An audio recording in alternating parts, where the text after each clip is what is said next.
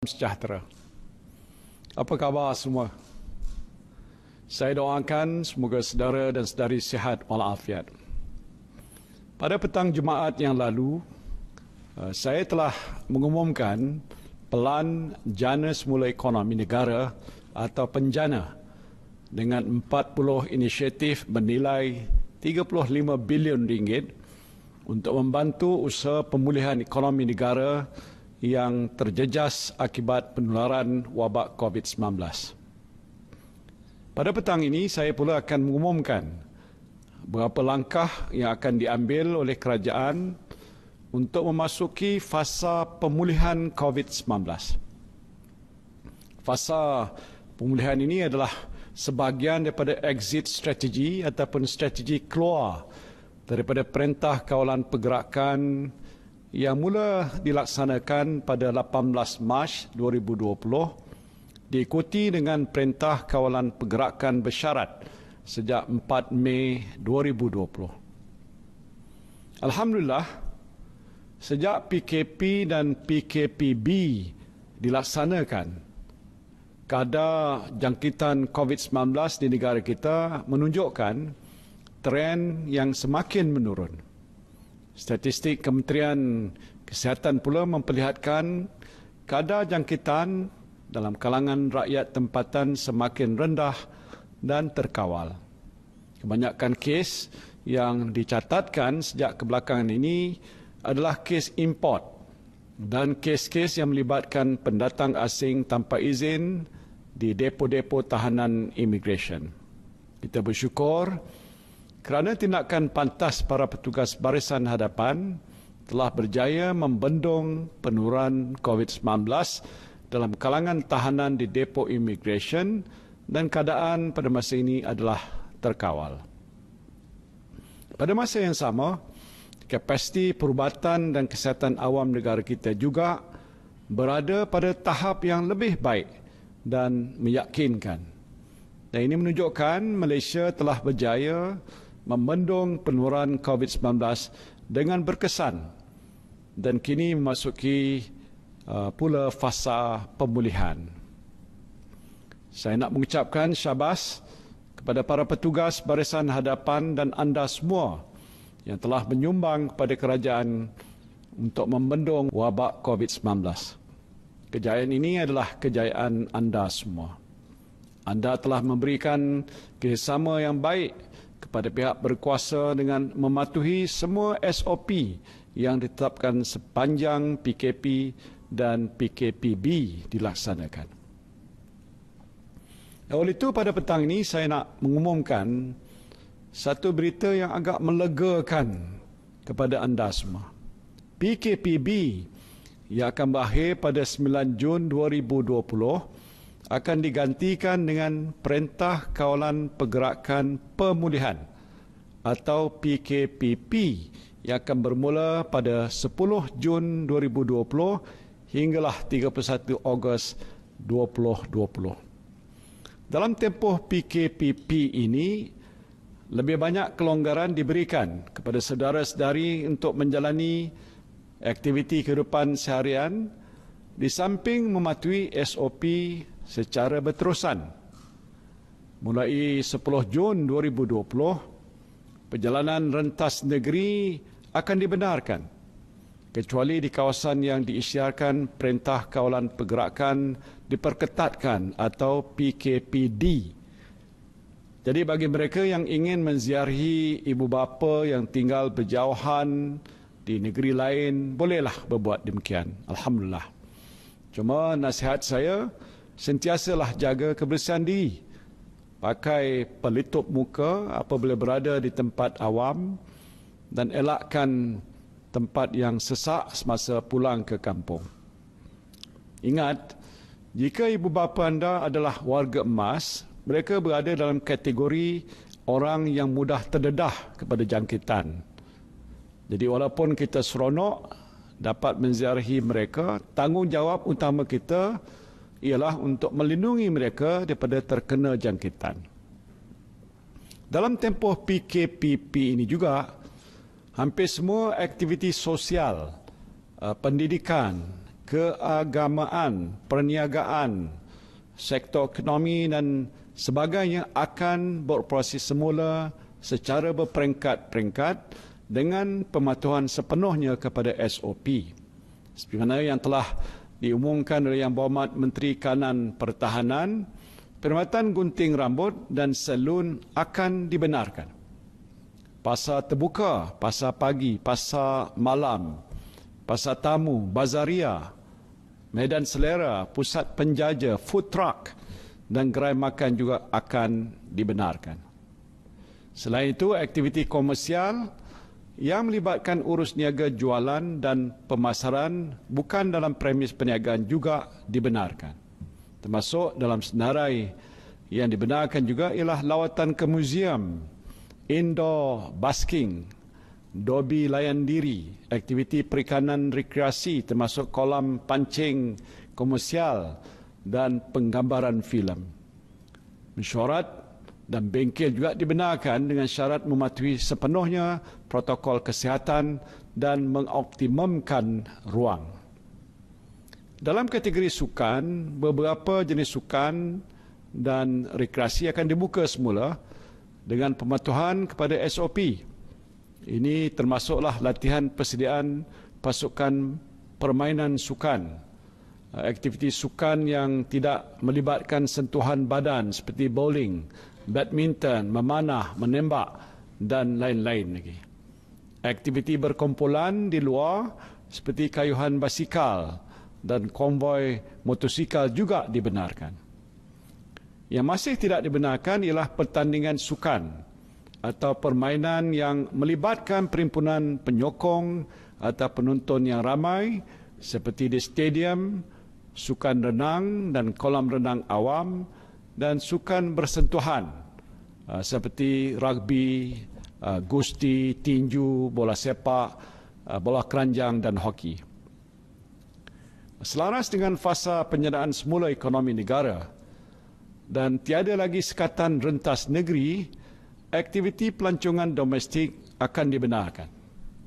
Jadi saudara-saudara bolehlah membawa keluarga untuk melancong di dalam negeri dengan mengamalkan kebiasaan baru ataupun new normal setelah hampir 3 bulan tidak ke mana-mana. Bagi yang berhasrat untuk melancong ke luar negara, tunggu dulu. Kerana sempadan negara kita masih ditutup. Dalam kategori perayaan dan aktiviti keagamaan, saya nak sampaikan berita baik, iaitu sambutan Hari Raya Aidul Adha dan ibadah korban akan dibenarkan tertakluk kepada SOP pihak berkuasa agama Islam untuk solat berjemaah dan aktiviti keagamaan di masjid dan rumah-rumah ibadat pula, kelonggaran untuk membenarkan lebih ramai jemaah hadir mengikut ruang keluasan masjid atau rumah ibadat sedang diperhalusi oleh kerajaan dan akan diumumkan sedikit masa lagi. Bagi ibu bapa yang ada anak yang bersekolah, pastinya saudara-saudari tertanya-tanya bila sekolah akan dibuka. Untuk makluman, saudara-saudari, sekolah akan dibuka secara berperingkat dalam tempoh PKPP ini setelah mendapat nasihat daripada Kementerian Kesihatan. Kementerian Pendidikan akan membuat pengumuman terperinci mengenainya sedikit masa lagi. Dalam tempoh pemulihan untuk menuju normalisasi ini, beberapa aktiviti dan sektor dalam senarai negatif semasa PKPB akan dilonggarkan atau dibuka berdasarkan SOP yang ditetapkan.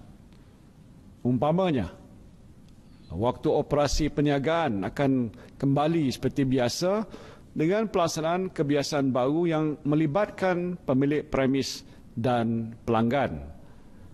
Penjarakan sosial, penggunaan pelitup muka di tempat awam dan membasuh tangan menggunakan sabun ataupun hand sanitizer merupakan kebiasaan baru yang mesti kita terus amalkan.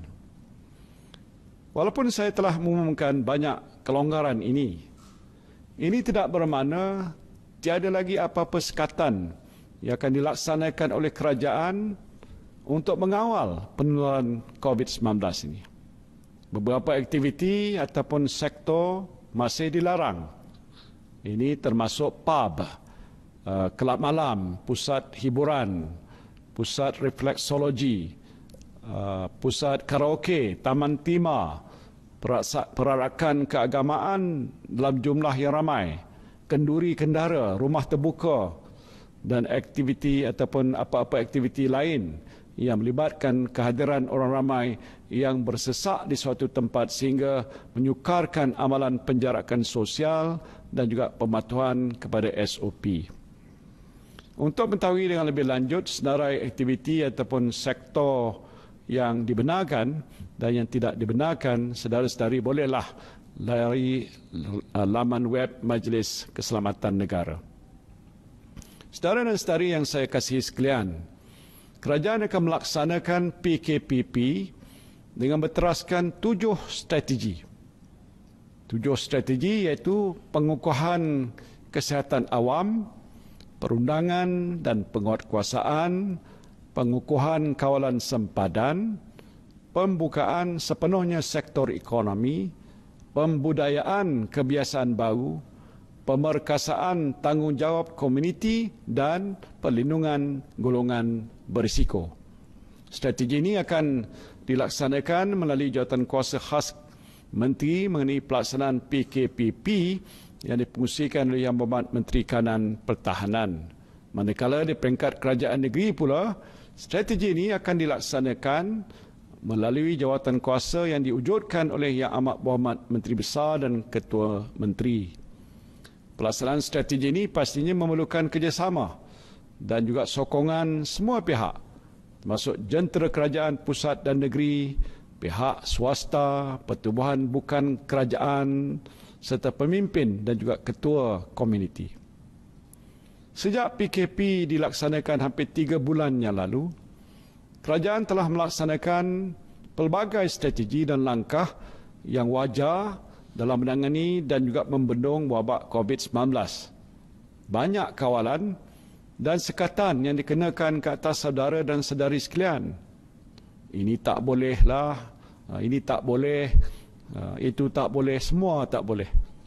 Namun, saya sedar kerajaan tidak boleh mengawal kehidupan saudara-saudari buat selama-lamanya untuk menghindari jangkitan wabak ini.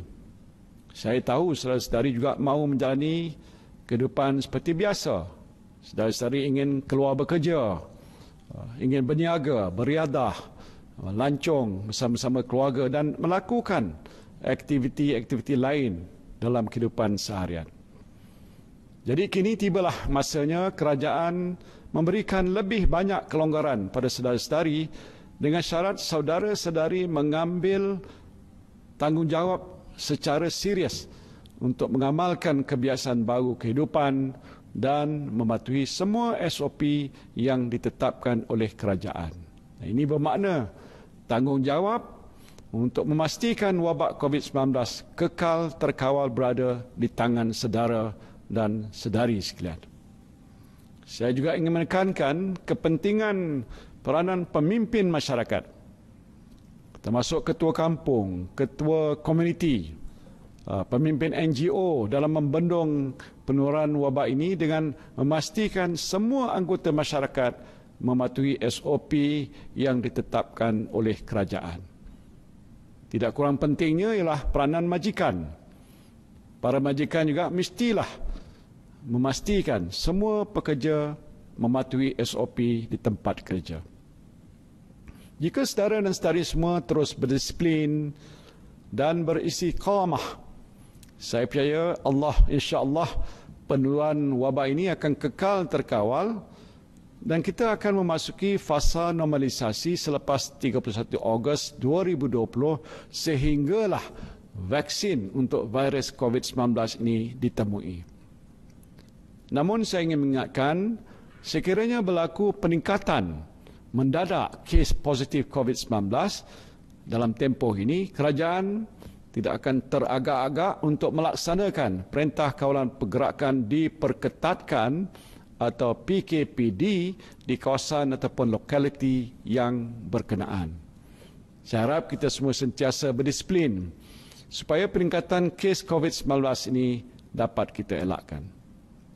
Sehubungan dengan pelaksanaan PKPP ini, saya menyeru saudara dan saudari semua untuk pakai aplikasi MySejahtera yang telah dibangunkan oleh kerajaan untuk membolehkan saudara-saudari melaksanakan penilaian kesihatan kendiri.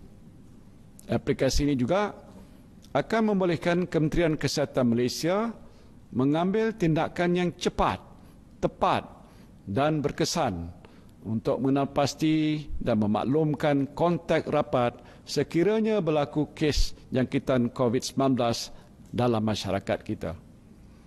Apa yang penting ialah kita semua mestilah bersedia untuk membudayakan kebiasaan baru ini dalam kehidupan kita. Ya, ada kalanya kita merasakan sedikit sukar untuk mengamalkannya, tetapi percayalah, setiap kesukaran itu akan disusuli dengan kesenangan. Seperti mana firman Allah Subhanahu wa taala dalam surah Al-Syarh ayat 4 dan 5, fa inna ma'al usri yusra, inna ma'al usri yusra. Yang bermaksud oleh itu, maka tetapkanlah kepercayaanmu bahawa sesungguhnya tiap-tiap kesukaran disertai kemudahan. Sekali lagi ditegaskan bahawa sesungguhnya tiap-tiap kesukaran disertai kemudahan. Akhirnya saya berdoa, semoga kesihatan dan kesejahteraan kita sentiasa terpelihara dan kita semua dapat menjalani kehidupan yang bahagia bersama keluarga dan orang-orang yang tersayang. Wabillahi taufiq wal hidayah. Assalamualaikum warahmatullahi wabarakatuh.